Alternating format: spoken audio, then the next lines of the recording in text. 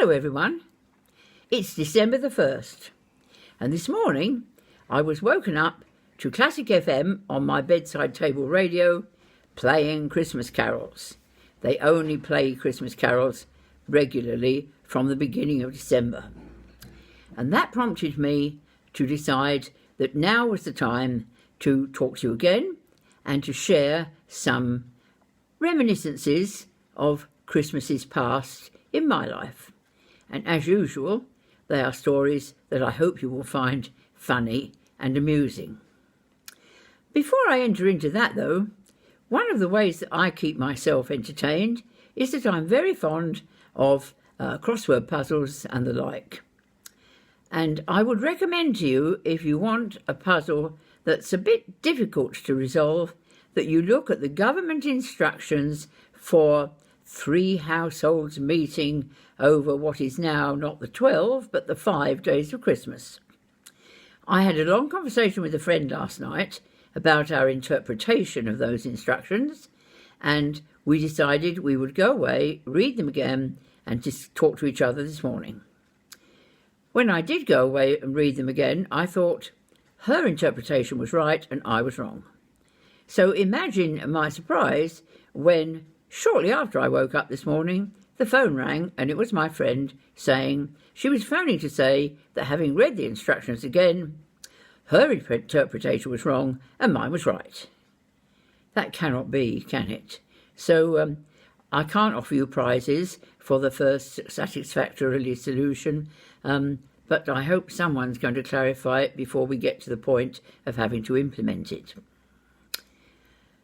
About this time last year, or it may have been the year before, I was invited to give a talk to entertain the ladies of a coffee morning group who had met on this occasion at lunchtime for their Christmas lunch. And their secretary asked me to put together a talk which was related to Christmas. Well, I hadn't got such a talk already, but I put together lots of snippets and bits and bobs that were Christmassy stories of experiences I had had and remembered, and called the whole thing Deck the Hall. When I arrived at the venue, it was somewhere I'd never been before, and I was welcomed by the secretary and shown in. The room was a long, thin room with the door at one of the narrow ends and the top table where the committee of the group had been sitting, having their lunch, at the far end of the room. The room was warm and festive and very decorative, and my welcome was also warm. The decorations were enhanced by the fact that the ladies had decided on a dress code for the occasion, which meant that all of them were wearing Christmas sweaters. So there were robins and reindeer and sleighs and stars and Christmas crackers and all sorts of the symbols of Christmas. It looked very jolly indeed. Down at the far end, where the top table was, a group of ladies were standing talking, and one of them, it transpired, was their lady president, or chairman, I'm not sure which she called herself, and someone pointed out to her that I, the guest speaker, had turned up, and she turned round to come down the room to greet me. She was a big woman, not fat, but statuesque, I think would be the word, and an enthusiastic woman, and she bounced merrily down the room to greet the guest. I use the word bounced advisedly. She was endowed with extraordinarily large breasts, a bosom that could be described as magnificent, and the breasts, besides being impressive in size, appeared to be independent in suspension, because as she came down the room they moved in a jolly manner. I now have to tell you that her choice of Christmas jumper was emblazoned with a large bunch of bright satin balloons, and the two very biggest balloons could not have been more strategically placed by anybody's expertise on these sort of matters. I hoped, and sent up a silent prayer to that effect, that my face muscles were under total control. Now, my name is Jean Gemmell, and if you want to be grand, I'm Jean Gemmell, Lady of the Manor of Fenton. And I was at the talk because I was going to talk about Deck the Hall. She introduced me enthusiastically to her members, and she said, "And we're delighted to be able to listen to Jean Fenton, who's going to talk to us about interior decorating."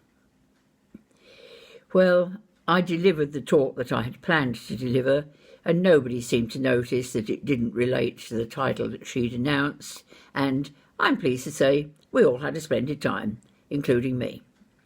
And the warmth of that lady could not be overemphasised. Now, why did I call the event Deck the Hall? It was because years and years ago I'd been asked to put together a concert at Derby Guildhall, and I'd been commissioned to do it by Radio Derby. And the plan was that the concert would be performed to a live audience, and that the performance would be recorded, and then on Christmas morning it would go out on air. I had chosen as the format for the concert a basis of stories that had reference to Christmas in them, and I particularly remember that I used Fezziwig's Party from Pickwick Papers. I used the bit where the girls in Little Women go to deliver gifts to some of the people that were suffering hardship in their village on Christmas morning, and the bit where Moley gets very unhappy and homesick when he's out with Ratty for his little home, which is in Winter the Willows, or Toad of the Toad Hall, depending on whether you're familiar with the book or the play. And each little story I read a snippet of, sitting in a posh frock, in a splendid leather armchair at the front of the stage.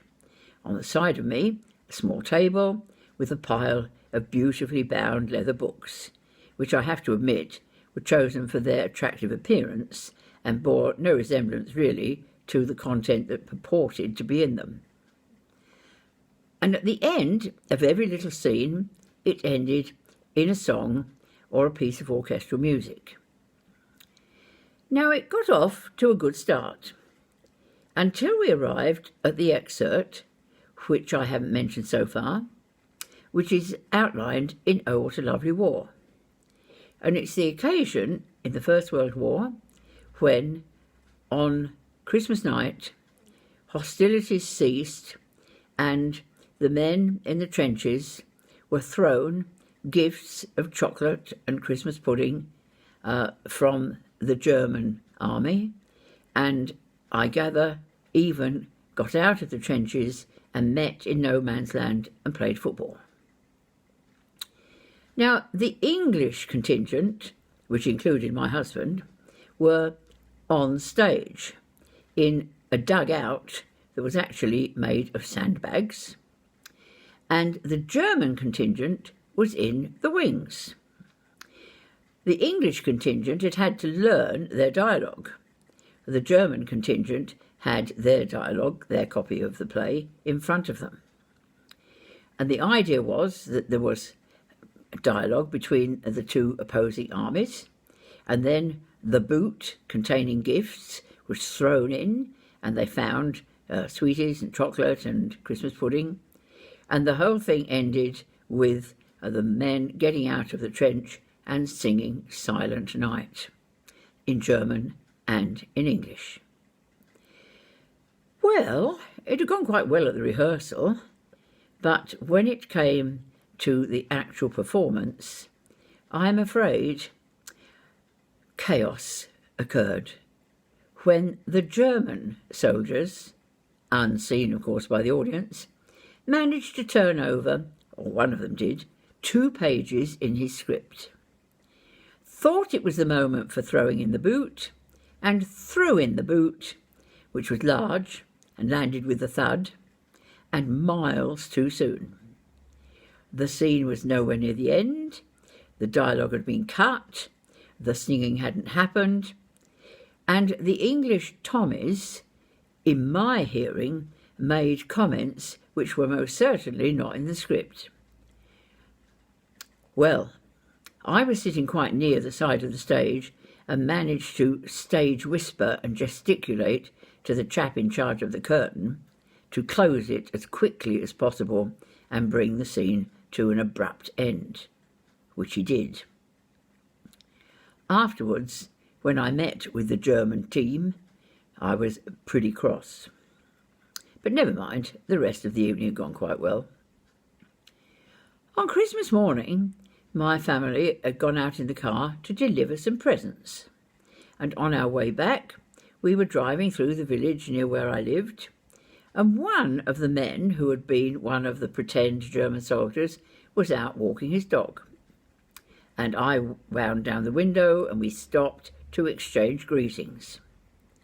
And he said to me, "I don't know what you were on about after that performance the other night. I listened to the broadcast this morning and there wasn't anything wrong with it at all."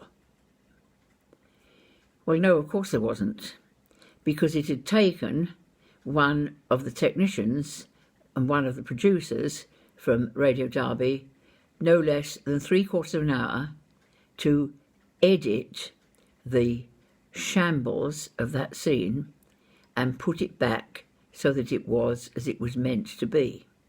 Fortunately, the rehearsal had been broadcast, and so bits of the rehearsal could be cut and pasted in to where the disaster had occurred in reality.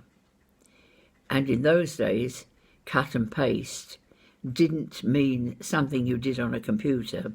It meant literally slicing through bits of recording tape and sticking it back together again.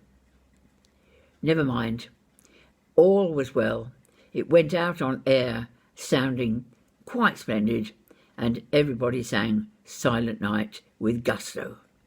I'm not sure you're meant to sing Silent Night with gusto, but that's how I remember it. That evening was Deck the Hall, not interior decorating. And I look forward to talking to you again very soon, and I hope this brings a smile to your face and encourages you to remember some of your Christmases past, which were funny. Bye-bye.